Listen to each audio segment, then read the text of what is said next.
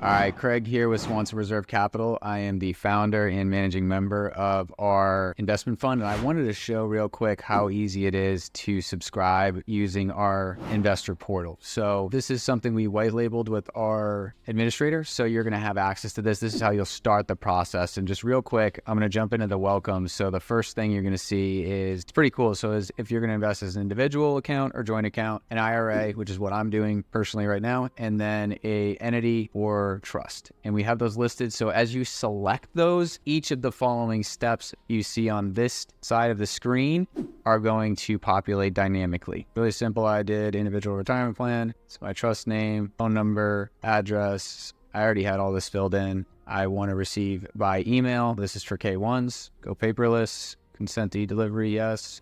Verifying that you're an accredited investor. So there'll be a part at the end of this down here for supporting documents where you can upload a CPA or attorney letter to verify that you're accredited, but you'll click one of these options that verifies you right here.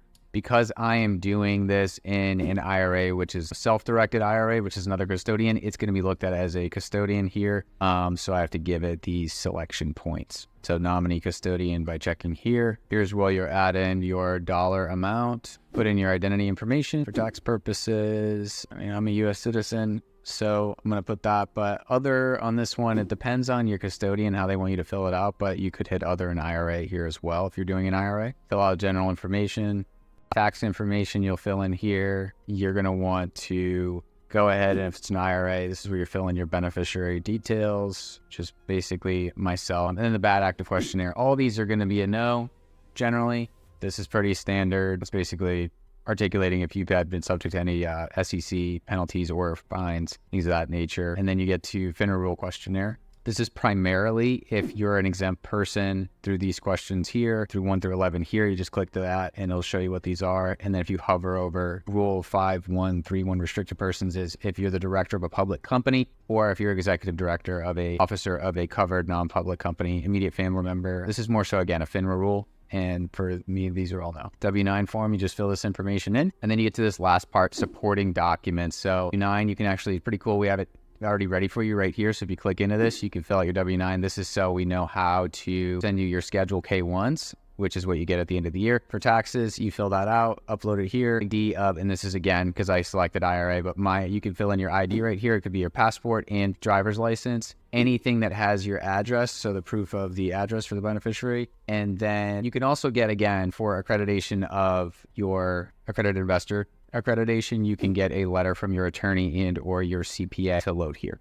And that's it. Application summary, generate subscription document. As soon as you do that, this will populate and then you hit confirm. It's pretty cool. It takes our subdoc and it fills in the information needed. And so you can go ahead and review this. I encourage you to send it to your attorney as well, have them take a peek, but all the information auto-populates. And so you're going to be able to go right through and kind of see everything that you selected. I selected our Class B since I already staked Class A, and it describes all of the terms of what the investment entails, etc. And you can go ahead and do this at your leisure. So take this to the signature page. So I filled in my custodian info there. You can get this from your IRA custodian if you're doing it that way.